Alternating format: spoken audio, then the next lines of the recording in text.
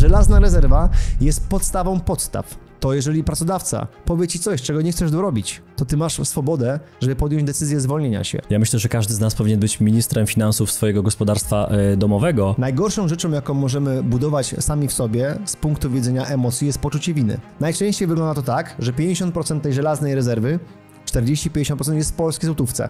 Pieniądze szczęścia nie dają. Częstą przyczyną kłótni między partnerami są pieniądze. A idealne miejsce trzymania żelaznej rezerwy jest tam, gdzie tego nie widzisz i nie wiesz, jak to wyjąć. Gościem dzisiejszego odcinka jest Dawid Kozioł. Przedsiębiorca, doradca gospodarczy oraz ekspert w zakresie finansów osobistych. Współwłaściciel kanału Agent Specjalny oraz autor książki Metamorfoza finansowa.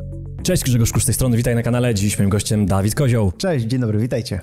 Witaj, Dawidzie. Dziś temat, który jest bardzo ważny dla wielu ludzi, w zasadzie dla wszystkich, ale wielu sobie jeszcze o tym nie zdaje sprawy. Dlaczego tak mówię? Bo ja sam byłem w tej grupie, a dziś jestem, myślę, że jedną nogą tu, drugą nogą tu, bo cały czas buduję i rozbudowuję żelazną rezerwę, o której dzisiaj będziemy rozmawiać. Żelazna rezerwa, która tutaj w formie takiej... Szkatułki. Tak, chciałem powiedzieć sztabki, ale w sumie by się to zgadzało, bo ta sztabka, a może moneta złota powinna w środku się znaleźć.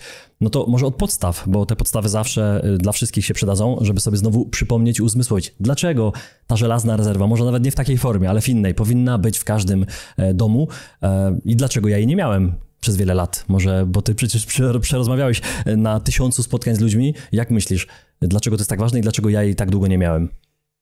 Wiele osób nie posiada samej żelaznej rezerwy i w ogóle rezerwy, czyli takiego części majątku, który jest odseparowany od reszty majątku, ponieważ nie ma świadomości, że warto to odseparować i posiadać. O czym będziemy dzisiaj, myślę, więcej mówili. Ty nie miałeś, bo wychodziłeś z zobowiązań finansowych.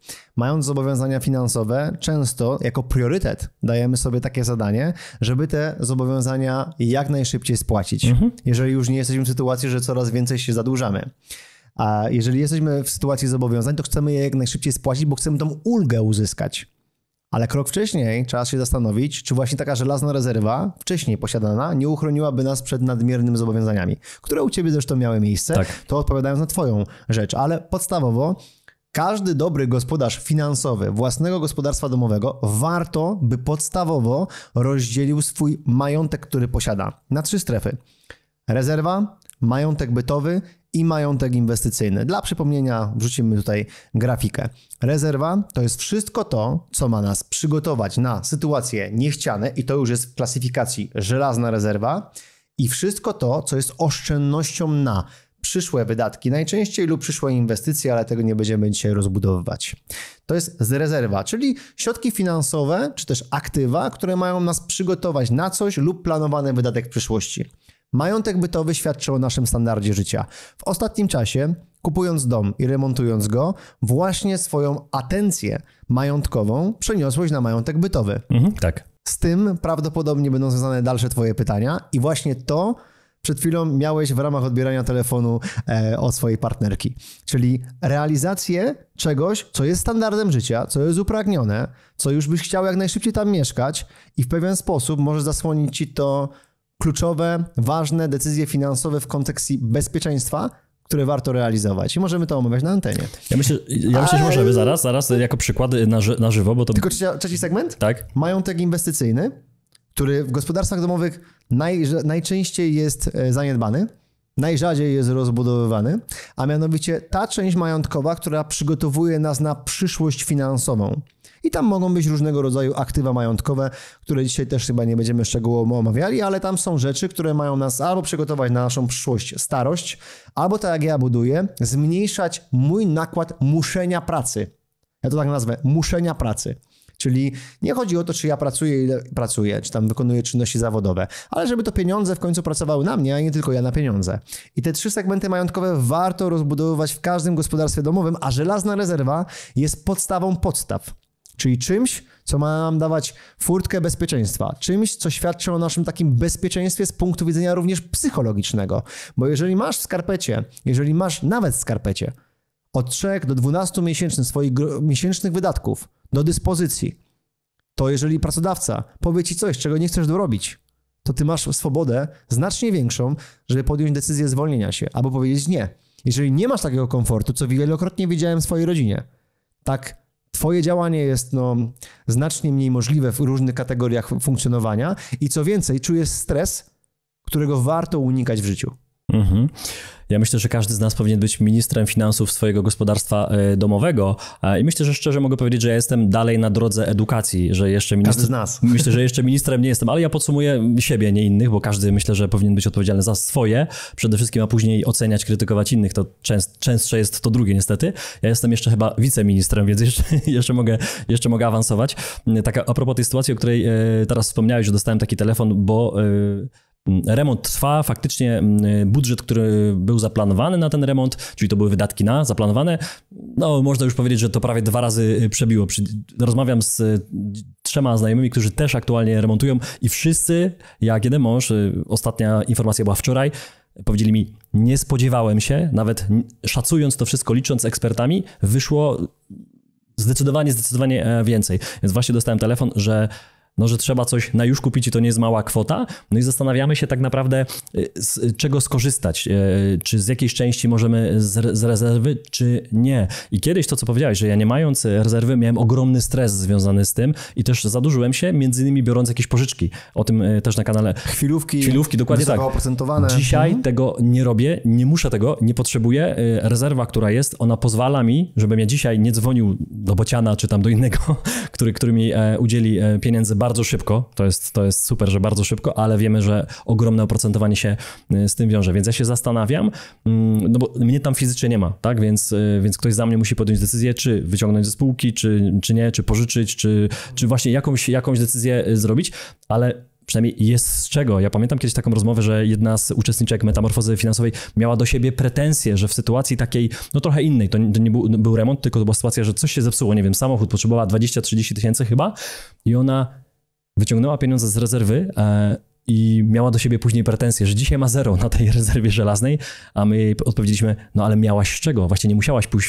w tej sytuacji do Bociana, więc to jest sytuacja, do której my dążymy, żeby jednak mieć ten bufor finansowy na sytuacje, które albo są jakimiś sytuacjami losowymi, albo są sytuacjami taka jak jest u mnie dzisiaj, że tam się coś wysypało. Można powiedzieć, że trzeba kupić materiał, bo tamten nie nadaje się po prostu do użytku i być może dostaniemy za nie pieniądze, ale to potrwa 2 czy 3 tygodnie i nie możemy zatrzymywać tego remontu. Więc to jest jakaś sytuacja stresowa u mnie, ale zdecydowanie na niższym poziomie niż gdybym żelaznej rezerwy w ogóle nie miał, co kilka lat temu miało miejsce u mnie. Więc myślę, że jakaś lekcja odrobiona, ale ja jeszcze mam nad czym pracować, Dawid. Tak. No teraz jakie jest pytanie o tego, bo ja wiemy chyba, w którym kierunku idziesz, ale czekam na nie cały czas. Jakie jest pytanie? Mi się wydaje, że tak, że przykład tej pani, która skorzystała ze swojej rezerwy żelaznej, jak nie bić się mentalnie, że korzystamy z tej żelaznej rezerwy i kiedy jest dobry moment. Bo możemy nie skorzystać z tej rezerwy, powiedzieć, nie, ta rezerwa jest na czarną godzinę. A kiedy określić, że to jest jakaś czarna godzina albo sytuacja kryzysowa, kiedy właśnie ta żelazna rezerwa budowana powinna nam dać to koło ratunkowe, a my czasami mówimy, nie, to nie jest jeszcze ten moment. Jak określić ten moment? To jest trudne pytanie. Ale jeżeli... Chciałeś? Tak. To jest trudne pytanie, ale jest granica, którą można łatwo określić, a potem oczywiście można to rozbudowywać na różne poziomy w ramach korzystania z żelaznej rezerwy. Ale jeżeli korzystasz ze swojej żelaznej rezerwy, którą świadomie budowałeś, powołałeś do tego, by chroniła twój standard życia, by chroniła twoje bezpieczeństwo i ty z niej korzystasz w ramach podniesienia standardu życia, w ramach dokończenia projektu, który świadczy o standardzie życia, bez którego mógłbyś w jakimś okresie czasu nie funkcjonować, to w ramach definicji tylko i wyłącznie nie jest to właściwe wykorzystywanie żelaznej rezerwy. Żelazna rezerwa, ja wiem, że to się łatwo mówi, ale żelazna rezerwa powinna być tylko i wyłącznie wykorzystana w sytuacjach, w których musisz z niej skorzystać i nie jest to związane ze twoją stopą życia i podniesieniem tej stopy życia. Krótko mówiąc, remont jest podniesieniem stopy życia. Informacje zawarte w filmie nie są poradą inwestycyjną. Znaczy u mnie sytuacja jest taka, że to jest jeden z iluś elementów, tak, że ja mogę skorzystać z części, ale nie muszę. Właśnie. U tej kobiety, o której dawaliśmy przykład, że ona najprawdopodobniej, już nie pamiętam, czy to był samochód i być może ona mogłaby bez tego samochodu przez jakiś czas funkcjonować, może nie wiem, nie chcę tego oceniać. Ja chcę skontynuować to, bo mi się wydaje, że dojdziemy do takiej, w cudzysłowie, prawdy w tym kontekście. Więc to w ramach teorii. I oczywiście potem jest praktyka. Najgorszą rzeczą, jaką możemy budować sami w sobie z punktu widzenia emocji, jest poczucie winy. A trochę tak powstało u tej pani, że ja zbudowałam żelazną rezerwę i z niej skorzystałam i wchodzę w poczucie winy. No tutaj nie warto sobie tego powoływać i tutaj jak najbardziej sam fakt tego, że ona go zbudowała i sam fakt tego, że to już jest sukces. Potem skorzystanie z tej żelaznej rezerwy i zrozumienie tego, że potrzebuje odbudować i w ramach swojego budżetu te środki na to przeznaczać, jest sukcesem. Jak najbardziej. Nie warto budować sobie tutaj poczucia winy, ale ja trochę kształtuję swój język do tego, co chciałbym, żeby było przekazem w związku z bezpieczeństwem finansowym. Więc nic innego ode mnie nie usłyszysz, niż to, że żelazna rezerwa ma być i wykorzystywana tylko wtedy, jeżeli naprawdę muszę. Nic innego nie usłyszysz, ale rozumiem praktykę, rozumiem sytuację, którą na przykład ty masz i częściowo korzystasz z żelaznej rezerwy w ramach tego, ale ty masz, popatrzcie, sam fakt tego, że to poczucie winy w jakiś sposób powołałeś, lekki może u siebie, już o nim rozmawiamy, czyli w ramach serwisu, tylko że teraz robimy to w ramach nagrania. Te poczucie winy trochę wypędzamy z twojej głowy, ale masz priorytet odbudować to. Więc to jest in plus dla gospodarstwa domowego z punktu bezpieczeństwa. Ale ja nic innego nie powiem, że można sobie świadomie, jak chce się korzystać z żelaznej rezerwy. Rozumiem, że można mieć tak jak ja mam 12-krotność żelaznej rezerwy i mogę ją zmniejszyć na 6-krotność. Ktoś ma 6-krotność, może ją świadomie zmniejszyć na 3-krotność, mając w głowie to, że zaraz z budżetu będzie ją rozbudowywał. Można tym w pewien sposób grać. Co więcej, też ci wskażę na to, że masz więcej możliwości od tego, żeby zapłacić sobie za ten materiał, ale nie korzystać z żelaznej rezerwy. Typu przyjść do kogoś, kto ma te środki finansowe i powiedzieć mu, ja potrzebuję taką kwotę, ile mnie to będzie kosztowało u ciebie, taka pożyczka prywatna, najlepiej taniej niż z banku, ok? I na jaki okres? Tyle. Teraz patrzysz, jaki jest koszt tego pieniądza. Ten koszt pieniądza to już jest trudniejsze, ale chcę tylko pokazać ci przykład. Koszt pieniądza wynosi na przykład 5% w skali roku. To ty teraz te 5% płacisz w imię tego, żeby ta żelazna rezerwa została na niezmienionym poziomie. Czy korzystasz z kapitału obcego? Tak. Tych rozwiązań masz więcej, ale ja jako edukator finansowy, a tą osobą się czuję, to chcę wskazać, że żelazna rezerwa jest must have, ona powinna być zawsze. I też krok wcześniej trzeba byłoby myśleć o tym, czy decyzje wszystkie finansowe związane ze standardem życia w ramach tego remontu były podejmowane we właściwym okresie. Nie czy one są właściwe, czy we właściwym okresie, czy finansowe przygotowanie było na odpowiednim poziomie. Jeżeli chodzi o takie zdarzenia jak zepsuty samochód, coś, co jest nam potrzebne do egzystencji, do życia, to po to jest żelazna rezerwa, żebyśmy też z tego skorzystali. Ale ze zrozumieniem i akceptacją, że od kolejnego miesiąca rozpoczynamy kolejną budowę tej żelaznej rezerwy do poziomu optymalnego. Więc to w pewien sposób jest taki worek naszych aktywów, które mamy zgromadzone w ramach właśnie ochrony naszego bezpieczeństwa gospodarstwa domowego, z którego korzystamy. A nie jest tak zwane nie róż na nigdy. Korzystamy, ale jak korzystamy, mamy świadomość, że obniżamy rozrywkę, obniżamy inne wydatki i rozbudowujemy ponownie do tej wartości, która dla nas jest optymalna, z którą najbezpieczniej się czujemy. To moim zdaniem jest najbardziej właściwe podejście w ramach żelaznej rezerwy. Nie spodziewałem się, Dawid, że inaczej do tego podejdziesz, bo jednak myślę, że warto w ryzach trzymać tą taką misję budowania żelaznej rezerwy, no bo jak faktycznie poluzujemy trochę te lejce, to będzie, spoko, ta żelazna rezerwa jest, ale opony trzeba wymienić zimowe, no to sobie skorzystam, a później może oddam, jak dostanę premię, a jak nie dostanę, no to i tak tam trochę jest. Jeśli byśmy tak do tego podeszli, to nie byłoby to bezpieczeństwo, nie byłoby to na pewno żelazna rezerwa, może jakaś aluminiowa ewentualnie. Więc ten kierunek nie. Chciałbym pójść do takiego drugiego pytania, szczególnie dla tych z nas, dla tych z was, bo wiem, że wielu z was już tą rezerwę zbudowało. Co dalej, albo jak pracować, bo ostatni odcinek, który nagrywaliśmy, również związany z bezpieczeństwem finansowym, czyli mówimy o polisach, nie tylko, że ta polisa ma być, ale że trzeba z nią pracować, bo wszystko się przecież na rynku zmienia, wartość nieruchomości, mówiliśmy o niedoszacowaniach związanych z nieruchomościami w polisach, z wartością nieruchomości. No i teraz pytanie, jak pracować z taką żelazną? Ktoś na przykład zbudował sobie żelazną rezerwę i ma na przykład tam złoto, srebro, ma te waluty obce i może stwierdził, mi tyle wystarczy. No i na przykład jest na takim poziomie 6-krotności miesięcznych wydatków. No i on mówi, i co?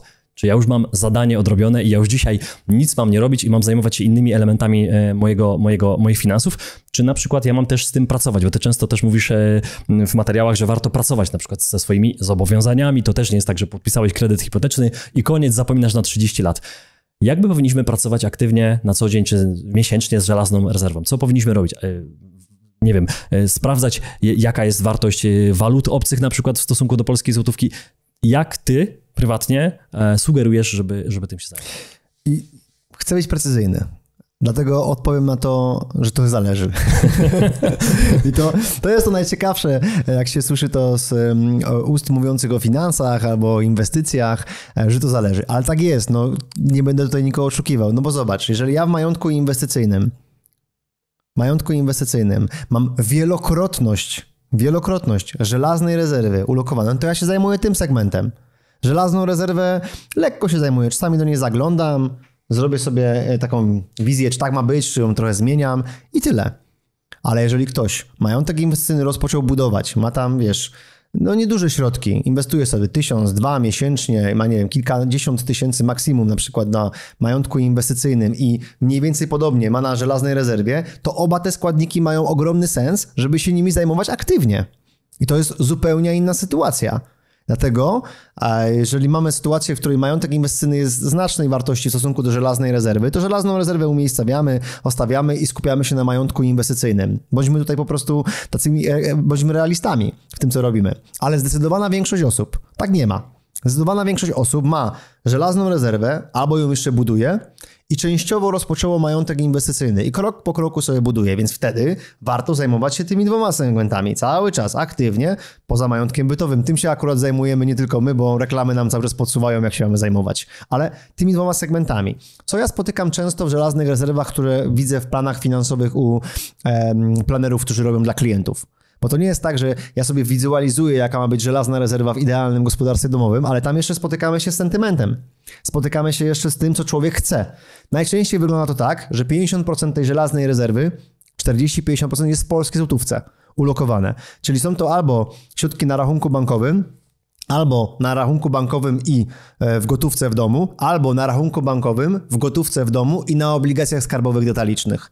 I uważam, że ten trójpodział na PLN jest dobry w ramach żelaznej rezerwy i żeby tym balansować. Następnie mamy 20% na walutach, mniej więcej, i 30% na złocie.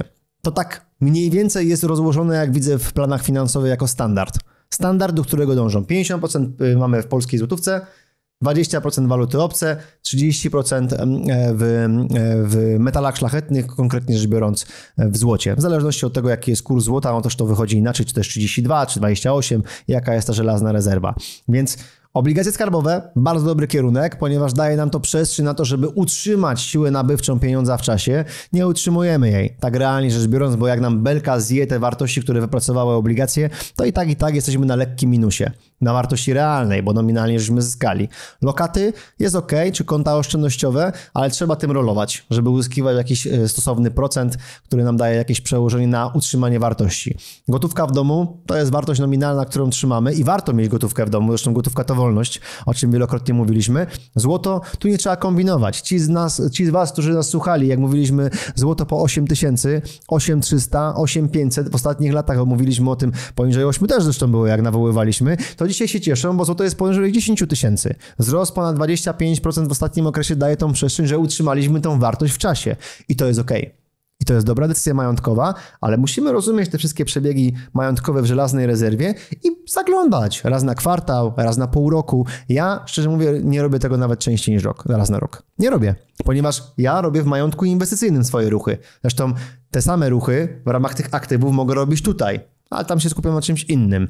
W żelaznej rezerwie, jeżeli to jest kluczowy składnik w majątku inwestycyjnym i żelaznym, czy to się, wiesz, proporcja jest inna, to tutaj dajemy trochę zaangażowania i róbmy ruchy, które rozumiemy. A nic prostszego. Obligacja skarbowa detaliczna, lokaty bankowe w ramach PLN, waluty, dolar, euro, możemy Freedoma skorzystać, jest to ok oferta. Złoto, kupmy sobie 1 uncję, kupmy sobie pół uncji, jeżeli mamy tą wartość trochę mniejszą i trzymajmy. To nas będzie chroniło przed podstawową utratą wartości. I według mnie to są dobre działania finansowe. Sporo powiedziałeś o tym. Oczywiście ty jesteś trochę na innym poziomie wiedzy, no bo kilkanaście lat w finansach, więc ty powiedziałeś, że bardziej skupiałeś się faktycznie na tym majątku inwestycyjnym, budując oczywiście swoją żelazną rezerwę, z tego co pamiętam, 12-krotność swoich wydatków. Zastanawiam się, bo część widzów też w komentarzach o tym pisało. Jak właśnie... jak ten suwak, który gdzieś tam można przesuwać w dochodzeniu do budowania żelaznej rezerwy? To jest pytanie od tych, którzy jeszcze jej nie mają i sam znowu na początku, to trochę wracam do tych, którzy chcą, ale jeszcze nie mają, no ale chcą tą żelazną rezerwę zbudować. I oni mówią tak, no ale kurczę, trochę nie widzę sensu, bo jeszcze zarabiam za mało i będę to odkładać, to będzie trwało wiele lat. A z jednej strony myślę o tym, że to jest dobre, z drugiej jednak chciałbym trochę pożyć, więc ja muszę odłożyć te moje nagrody małe, weekendowe, że pójdę sobie do restauracji za 100 czy 200 zł, no ale mogłabym już srebrną monetę co tydzień kupić. Więc jak połączyć ten suwak, żeby w głowie, no, żeby to nie było takie trochę zadanie domowe, takie trudne do zrobienia.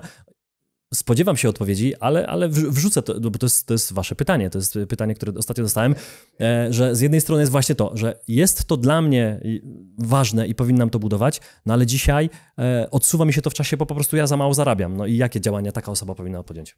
Przypomina mi się jedna rzecz, a nawet dwie w kontekście tego pytania. Jedna to jak moja siostra do mnie przyszła i powiedziała: Dawid, czy w ogóle ma sens, żebym ja gromadziła 100 zł miesięcznie? Ja studiuję, po co ja mam gromadzić 100 zł miesięcznie? Za rok to będzie 1200, w sumie niewielka wartość. Po 5 latach to będzie 6000, w sumie niewielka wartość, a te 100 zł miesięcznie ma jakieś znaczenie dla mnie dzisiaj. Tak, to jest pizza jakaś, nie? No, jakaś pizza. Wtedy to jak ona mi o tym mówiła, bo to było parę lat temu, akurat to mogły być 3 pizze. To a propos inflacji. Okay. Jeszcze w tym kontekście, więc siostrę na razie na bok, chciałem tylko powiedzieć, że to mi się przypomniało. Dawid, ale w kontekście zdrowia to lepsza inflacja, no bo lepsza jedna pizza niż 3 pizze. To na pewno. Tak a propos. W szczególności, jeżeli potrzebujemy z tym pracować. Tak. A druga rzecz, która mi się przypomniała ważniejsza, i zgadzam się z tym. Pieniądze szczęścia nie dają. Pieniądze szczęścia nie dają, ale w większości rzeczy, co daje szczęście, pieniądze pomagają. Bardzo pomagają. I często w ramach naszych wyzwań z punktu widzenia psychologicznego, to mieć lub nie mieć w kwestii finansów odgrywa kluczową rolę na tym, czy my czujemy szczęście, czy nie. Kluczową rolę.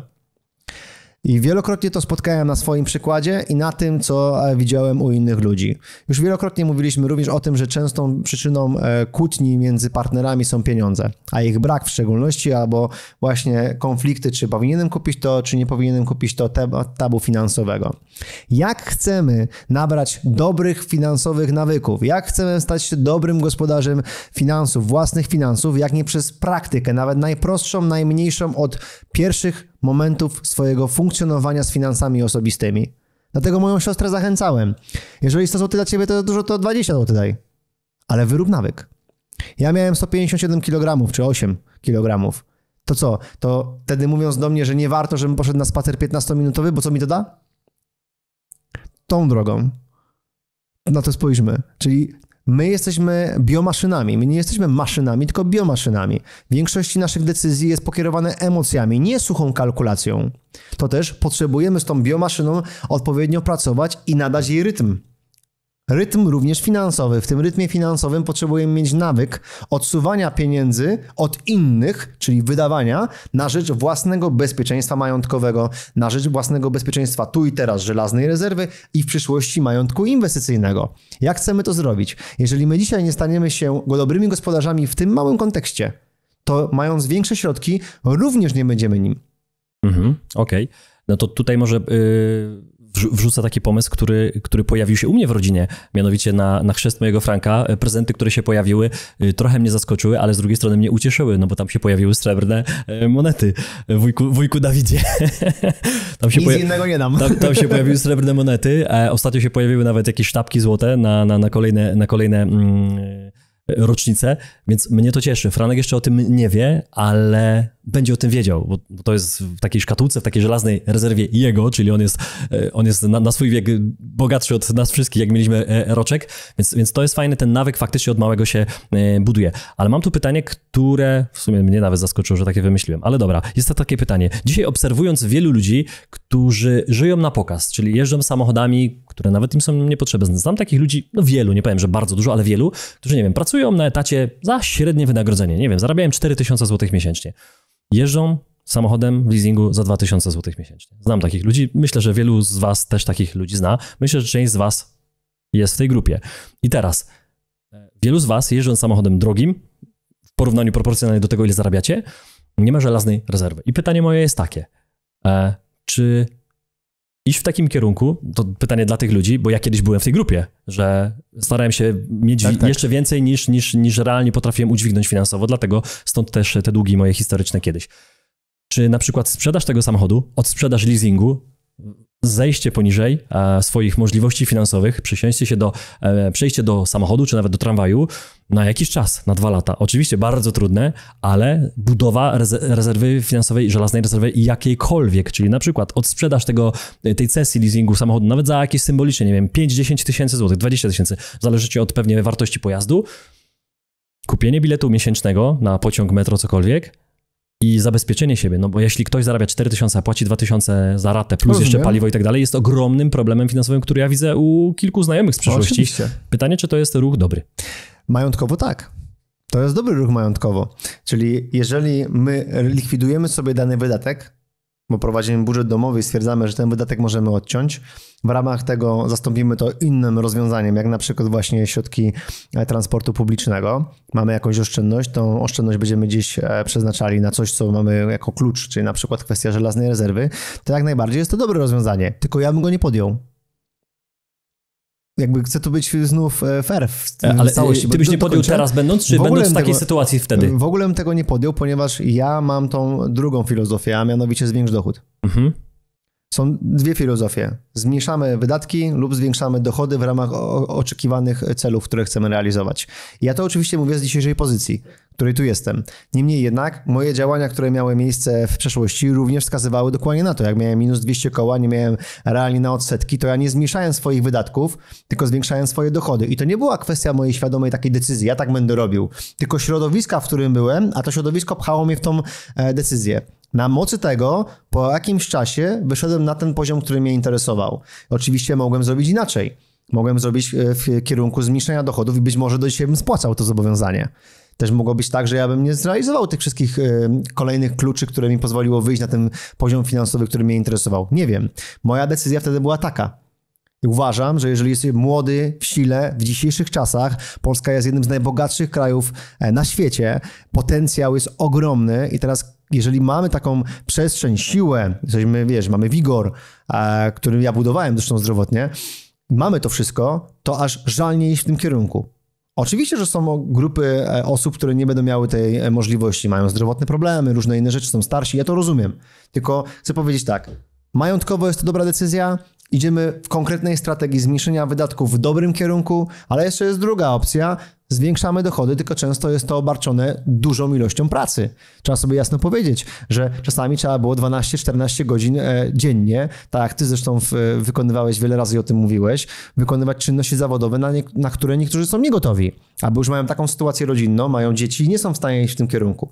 To zależy od wielu czynników, więc to jest dobra decyzja, ale czy dla każdego? To jest znów pytanie, bo nie jesteśmy maszynami, a biomaszynami, mamy te emocje. I tutaj też ważna rzecz w ramach żelaznej rezerwy. Często jestem pytany, gdzie trzymać środki żelaznej rezerwy.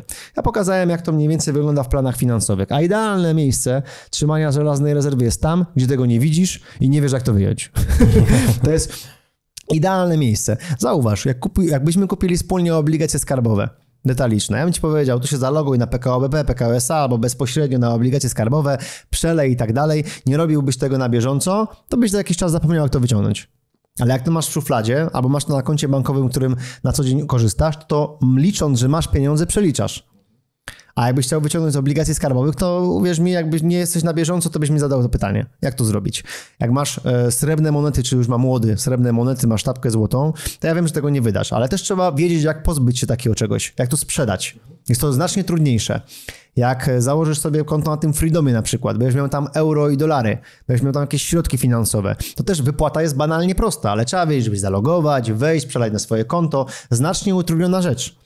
I to jest dobre trzymanie żelaznej rezerwy, ponieważ mamy tego nie liczyć, ale jak będzie faktycznie potrzeba, to po prostu zaangażujemy się, wejdziemy głębiej i wypłacimy te środki finansowe, nie pomijając tego, że na jednokrotność miesięcznych wydatków zawsze powinniśmy mieć do dyspozycji. To polecam, żeby to było na właśnie albo koncie bankowym, albo w gotówce, albo podzielone pół na pół, żeby to mieć od razu natychmiastową opcję podjęcia. A tak, trzymajmy się tych miejsc, które pozwolą nam uniknąć problemu tego czynnika psychologicznego, które wielokrotnie się pojawia. No ja mam tam 30 000 i to w sumie nic się nie dzieje i czy ja nie mogę tego wydać na ten remont? Bo przecież teraz te panele mógłbym kupić, żeby sobie przyspieszyć ten remont, albo tam ten kominek w sumie mógłbym już teraz kupić, albo ten piec kupić trochę lepszy, może jednak z pompą ciepła, może coś jeszcze innego, może ten telewizor już bym kupił, bo bym sobie oglądał za niedługo Ligę Mistrzów, no albo wypadałoby wymienić wjazd do garażu, bo brama jest trochę stara, no albo fajnie byłoby jakąś automatyzację w domu zrobić, no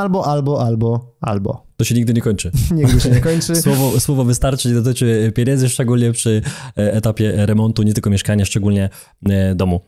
Dzięki, Dawid, za nasze nagranie związane z rezerwą finansową. Jest to tak ważny temat, że myślę, że będziemy do niego wracać jeszcze wiele razy. Dzisiaj akurat w kontekście takim, gdzie rozmawialiśmy trochę prywatnie o moim wyzwaniu, o mojej zmianie również związanej z żelazną rezerwą. Dawid też się troszkę pochwalił tym, jak u siebie te ruchy robi. Dajcie znać w komentarzach, jak to dla was jest kluczowe, które kwestie mamy rozbudować w przyszłości, o czym mamy porozmawiać więcej. Zadajcie tam pytania, to na te pytania w przyszłości też odpowiemy. Jest to tak ważne, że myślę, że ta edukacja tutaj akurat w tym temacie się nie kończy nigdy. Nigdy. Będziemy o tym wielokrotnie mówić, a mi się wydaje, że warto do tego wracać. A was proszę również o to, że oprócz tych pytań, o których wspomniał Grzegorz, dajcie znać, mam żelazną rezerwę, kropka. To jest opcja, w której macie taki poziom, jaki chcecie. Albo buduję żelazną rezerwę, kropka. To znaczy, że jesteście w czynności.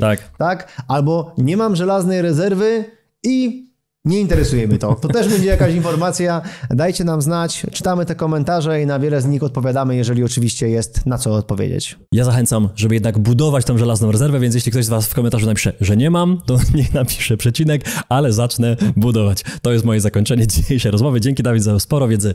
Do zobaczenia. Cześć. Dzięki, cześć.